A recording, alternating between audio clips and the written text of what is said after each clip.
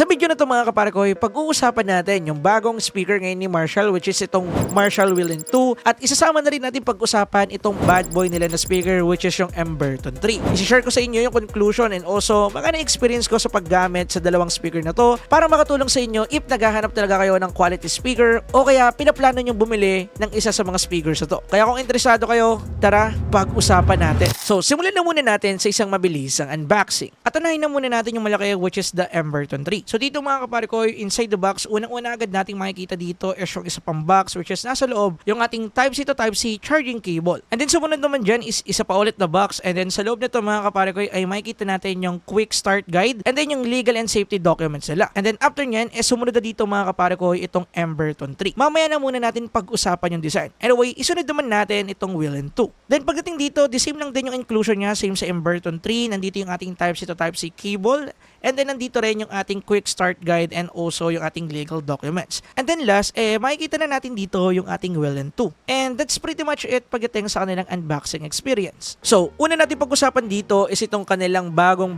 Willen 2, which is ito yung updated version or second generation ng Willen 1 nila. At kung tatanungin nyo yung first impression ko dito mga parakoy, unang-una, nagandahan agad ako sa looks ito. Sa totoo niya, nung una kong unbox nito, hindi ko agad chinek yung kanyang audio quality dahil alam ko namang maganda. Ginamit ko agad to mga kaparikoy as backdrop doon sa aking mismong mga videos. Kasi alam naman natin ang aestheticness ng mga Marshall speaker. Simple lang, hindi takaw pansin, minimalist yung datingan pero maganda yung dating. Yan yung naibibigay na impression ng mga Marshall product usually. Kaya malamang sa lamang makikita nyo to sa mga backdrops natin sa mga susunod ko na video. Ngayon naman zoom in tayo sa design nito. Usually yung una natin mapapansin dito is yung speaker grill niya. At pagdating sa material na ginamit dito, sa tingin ko metal kasi medyo solid siya. Kapag pinipitik ko rin kasi tunog metal. Kaya sa tingin ko, metal yung ginamit nila dito. And then, dito rin sa front niya natin makikita yung kanyang signature button na ginagamit para makapag-pause and play nung pinapatugtog nating music, gamitin pang-adjust ng volume and also pang next at saka previous button din. Pagdating naman sa build neto, nung una akala ko naka-leather finish to. Pero nagkamali ako dahil nung chinek ko yung website nila mga kaparikoy, nalaman ko na 70% ng material na ginamit sa Marshall speaker na to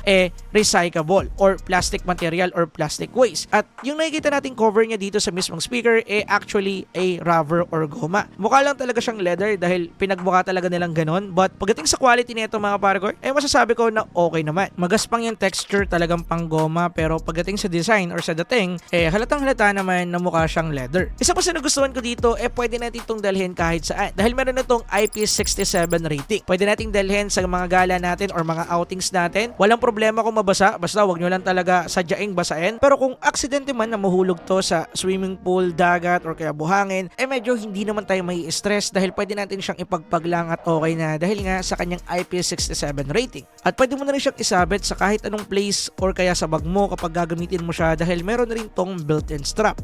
Pagdating naman sa control buttons, bukod dun sa nakita natin kanina, meron pa tayo ditong dalawa. Meron tayong power button and also Bluetooth button na kung saan kinakailangan mo lang i-long press at least 3 seconds para ma-activate yung mga functions nila. Meron na rin tong built-in microphone kaya kung merong scenario na merong tatawag sa inyo habang nagpapatugtog, hindi nyo na kailangan pang gamitin yung phone niyo, pwede nyo siyang sagutin gamit mismo yung speaker. And then makikita natin sa dulong part is yung kanyang battery indicator. Dahil nabanggit yung Bluetooth, maganda rin yung ginamit na Bluetooth technology dito dahil naka Bluetooth 5.3 LE audio ready na to mga kaparikoy na kung saan pwede natin siyang i-connect sa multiple devices ng magkakasabay. Ang kinakailangan nyo lang gawin once na connected na siya sa isang device, i-press and hold nyo lang yung Bluetooth button natin at kapag umilaw na siya ng blue or nagbi-blink na siya, ibig sabihin nasa pairing mode na siya. And then ang kinakailangan nyo na lang gawin is i-open yung Bluetooth ng mismong device nyo at hanapin doon kaparikoy yung mismong Bluetooth name. And then sometimes bigla na lang siya magpa-pop up at nagre-request ng connection sa mismong speaker, which is madali lang, kinakailangan nyo lang i-click and then tapos na. Pagdating naman sa usapang battery neto, hindi ka rin mabibitin. Pero wala nga lang silang sinabi kung ano yung capacity or overall capacity ng battery na ginamit sa kanya. Pero meron silang binigay na testing playback result. At ayon kay Marshall, pwede natin magamit yung speaker na to ng 17 plus hours ang tuloy-tuloy na pagpapatugtog in a single charge, which is maganda yon. Pero based experience ko, yung pinakamatagal na paggamit ko sa kanya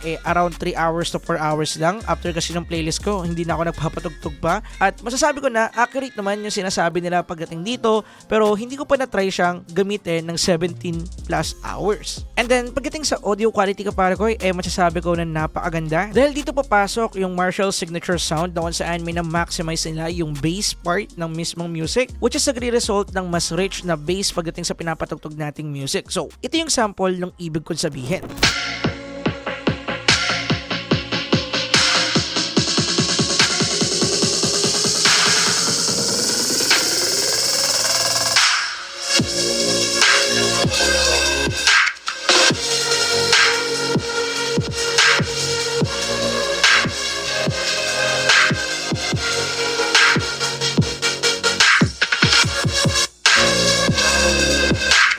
Anyway, next naman natin pag-usapan is itong bad boy na Emberton 3. Actually, the same lang sila ng build quality and also style ng ating Wheelin 2. Kumbaga, mas pinalaking version to. So, makikita natin dito yung metal grill na tinutukoy ko kanina sa Wheelin 2. Nandito na rin kapare ko yung ating Marshall logo sa harapan. And then, yung rubber cover material na ginamit dito. At same feedback lang din yung masasabi ko dito. Talagang premium yung dating and also feel kapag hawak-hawak mo ng speaker na to. And syempre, pagdating sa looks or static side, alam na natin pwede natin ito gamitin pang background or kaya pang design sa table natin. Kaya asahan na ninyo na makikita nyo to sa mga susunod din nating mga videos. Pagdating naman sa buttons, the same lang din. Nandito rin yung ating power button, Bluetooth button, and then meron na rin tayo ditong built-in microphone at saka nandito na rin kapare ko yung ating battery indicator. And then, makikita rin natin dito yung ating quick access control na kung saan mas pinalaking version lang galing dun sa Wheelin 2 at the same lang din sila ng function. Pwede natin siyang gamitin pang pause and also pang play ng music. Pwede rin natin siyang gamitin na pang adjust ang volume. And also, pwede rin natin siyang gamitin pang next or pang previous kapare ko ng music na pinatugtog natin.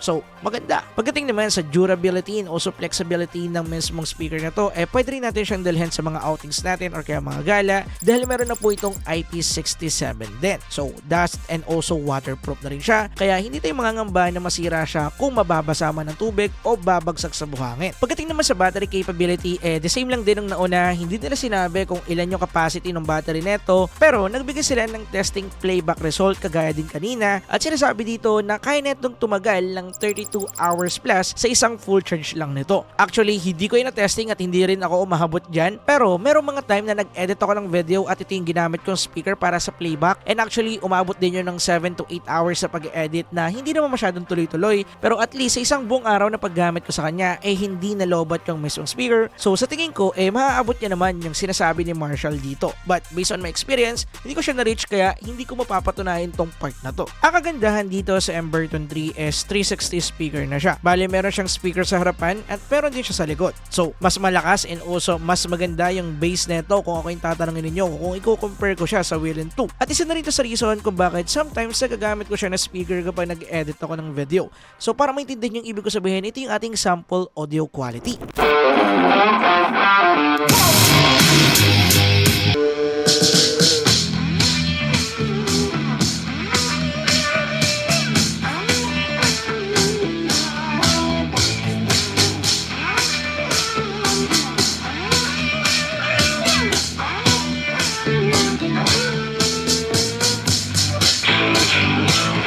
Kaya pala, bago matapos yung lahat, meron pong built-in application tong mga speaker na to. At ang tawag sa kanya is Marshall Bluetooth. So sa application na to, basically, pwede tayong mamili dito ng EQ presets na pwede nating i-apply sa kanya. Meron tayong tatlo, Marshall, Push, at saka Voice. And usually yung Marshall yung kanina ko pang ini-explain mga kapare ko, na kung saan more on low frequency yung kanyang pinaprioritize pagdating dito or yung mga bass music. And then sa Push preset naman, yung pinaprioritize niya naman dito is yung high frequency or yung treble mismo ng music. So maganda itong gamitin sa mga rock music or rock song na madalas din yung pinapakinggan. So kung mahilig ka sa bangbangang music, palag-palag yan. And then yung last naman is yung voice preset. And then dito, usually more on mid-tone or mid-frequency yung kanyang mesmong pinong-focus. So more on voice or vocal part. Bali kapag ginamit mo itong preset na to, mas pinapaklear niya yung vocal part, which is pwede natin gamitin if makikinig tayo ng podcast or kaya nakikinig tayo ng kanta na a cappella or kahit acoustic, palag-palag din. And then, yung madalas kong ginagamit na preset or mode dito is yung kanyang Marshall mode. Dahil balance na wala na ako kinakailangan pang galawin.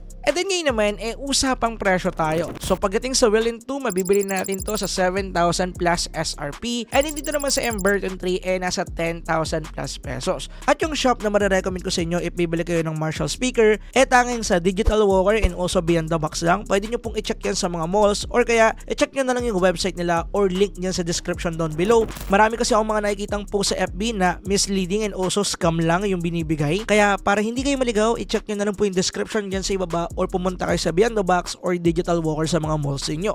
Yun lang naman. So kung tatanungin nyo ako about sa presyo and also value na makukuha natin, para sa akin worth it naman kasi may napatunayan na talaga ang Marshall speaker. So nasa sa inyo na lang talaga yon if kaya ng appetite ng budget ninyo. So go for Marshall speaker. Yun yung marirecommend ko at the moment. Anyway, dito ko natatapusin yung video. Maraming salamat sa panonood. Yun lang guys. Peace out. Kita-kita sa susunod. Wah!